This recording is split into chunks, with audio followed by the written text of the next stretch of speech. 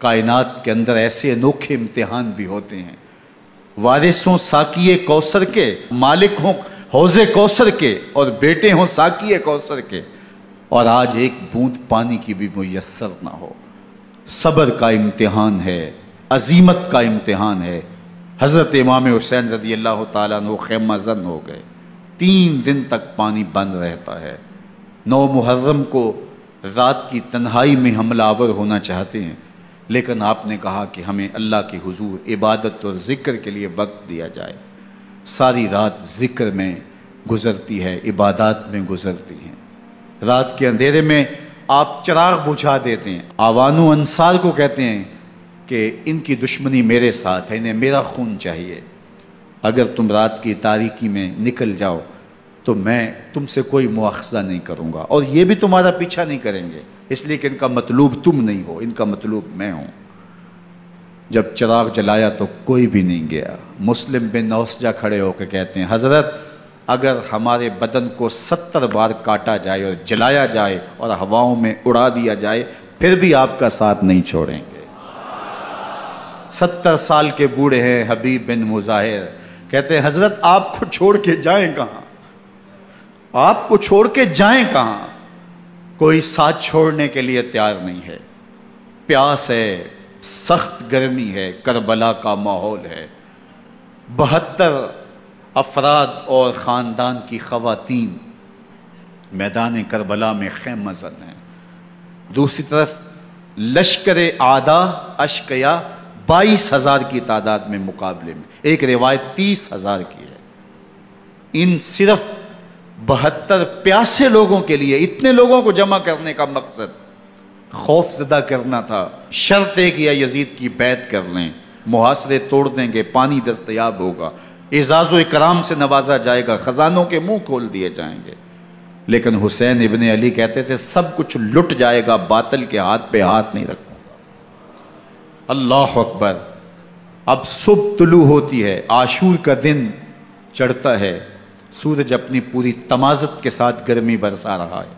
آج خاندان نبوت کا امتحان زمانے نے دیکھنا ہے۔ رسول اللہ کا لعاب چوسنے والا اس کے صبر کا آج امتحان ہے، حضور کے کندھوں پہ کھیلنے والے حسین کا آج امتحان ہے۔ اللہ اکبر۔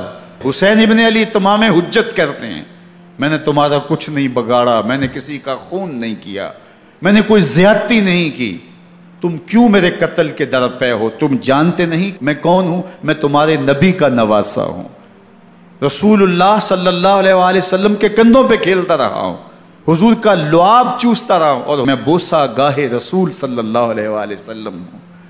لیکن ان اشقیاء کے دل پر کوئی چیز اثر انداز نہیں ہوتی۔ ایک ہور ہے، اللہ اس کے دل میں نرمی ڈالتا ہے۔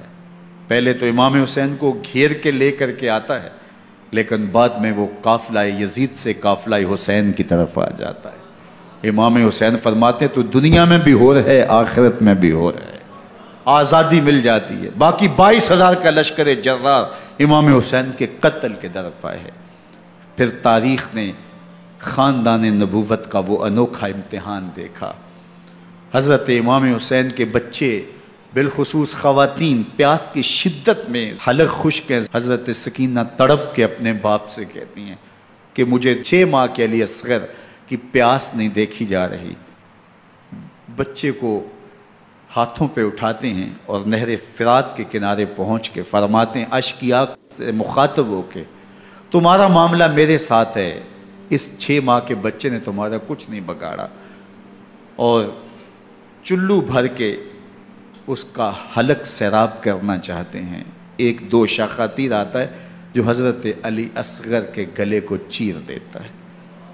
راوی لکھتے ہیں کہ وہ عام تیر نہیں تھا، جانوروں کو شکار کرنے کے لیے جو بڑے تیر ہوتے ہیں وہ 2 شاخہ تیر تھا۔ وہ گردن کو کاٹ دیتا ہے، خون بہنے لگتا ہے، گردن لٹک جاتی ہے۔ حضرت امام حسین وہ بہتا ہوا خون اپنے چلو میں لیتے ہیں اور آسمان کی طرف اچھال کے کہتے ہیں مالک حسین کی یہ قربانی بھی قبول فرما۔ یہ تماشا لب بام نہیں ہے، بچہ بیمار ہو ڈاکٹر جواب دے دیں، ماں باپ کے ہاتھ پھول جاتے ہیں، زندگی کی سانسیں ابھی چل رہی ہوتی ہیں، لیکن ڈاکٹر کہے کہ یہ میرے بس کا روگ نہیں ہے، کہیں اور لے جاؤ، تو زندگی کا لف و نشر غیر مرتب ہو جاتا ہے۔ میں سلام پیش نہ کروں حسین ابن علی کو، 6 ماہ کا علی اصغر ہاتھوں میں دم توڑتا ہے، گردن لٹک جاتی ہے، خون بہہ رہا ہے، اب خیموں کی طرف بڑھ رہے ہیں، لیکن زبان پہ شکایت نہیں ہے۔ کہتے ہیں مالک حسین کی یہ قربانی قبول کر لے۔ اب خیموں کی طرف آنا، شہر بانو، ام رباب، سیدہ زینب، حضرت سکینہ سلام اللہ علیہا کا سامنا کوئی آسان کام نہیں تھا، لیکن حسین ابن علی آتے ہیں، شہزادے کو یہاں خیموں کے قریب رکھ کے کہتے ہیں کہ یہ حوض کوثر سے سیراب ہو گیا ہے۔ اللہ اکبر! کوہرام مچ جاتا ہے خیموں کے اندر، کیا منظر ہوگا، اور ان کو کن الفاظ کے پیرائے میں ڈھال کر کے ان کیفیات کو بیان کیا جا سکتا ہے جو اہل بیت کے خیموں کے اندر علی اصغر کی شہادت کے بعد کا منظر رقم ہو رہا ہوگا۔ اللہ اکبر! ادھر عشقیہ آوازیں دے رہے ہیں، مبارزت کے لیے پکار رہے ہیں۔ زمانے نے پھر وہ منظر بھی دیکھا کہ جوان بیٹے کو 18 سال کی کمائی حضرت امام حسین میدان عمل میں بھیج رہے ہیں۔ وہ علی اکبر جو حسین کا نور نظر ہے، آنکھوں کا قرار ہے، دل کی تسکین ہے۔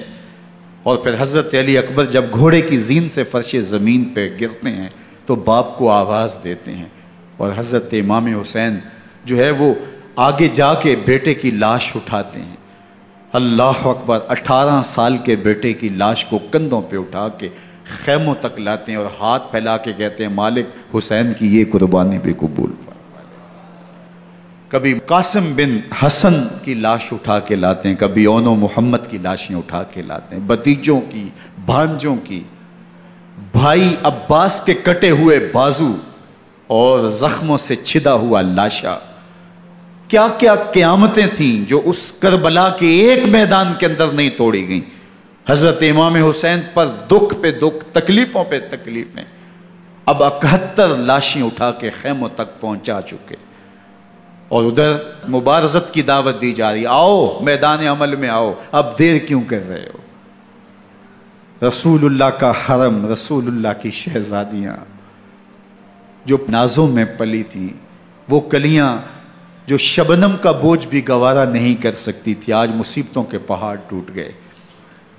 حضرت امام حسین کبھی شہربانوں کو، کبھی ام رباب کو دلاسا دیتے ہیں، کبھی حضرت زینب کو کہتے ہیں۔ حضرت زینب کربلا کے اس میدان کے اندر بڑے حوصلے کے ساتھ اپنے بھائی کے ساتھ کھڑی رہی، اپنے 2 بیٹے راہ خدا میں پیش کیے، ان کی لاشیں وصول کی، لیکن زینب جس جرأت کے ساتھ، جس پامردی کے ساتھ اس سارے منظر کو حوصلے کے ساتھ سہتی رہی، وہ یقیناً حوصلہ سیدہ زینب سلام اللہ علیہا کا ہی ہے۔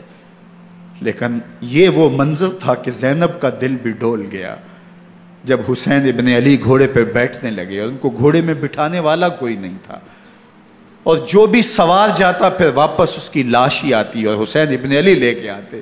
آج حسین ابن علی جا رہے ہیں، زندگی کا سارا سرمایہ لٹ رہا ہے، حضرت زینب سلام اللہ علیہا سنبھل نہیں رہی۔ حضرت امام رضی اللہ تعالیٰ عنہ اٹھے اور آپ نے حضرت زینب کو صبر کی تلقین کی اور کہا کہ صبر ہی بہترین ذریعہ ہے اور اللہ کی قربت کا ایک بہترین سبب ہے، اور ان کو صبر کی تلقین کرتے ہوئے فرمایا کہ میرے بعد تم نے اس ذمہ داری کو سنبھالنا ہے، اور ان مخدرات اسلام کی، ان شہزادیوں کے پردے کی تم نے حفاظت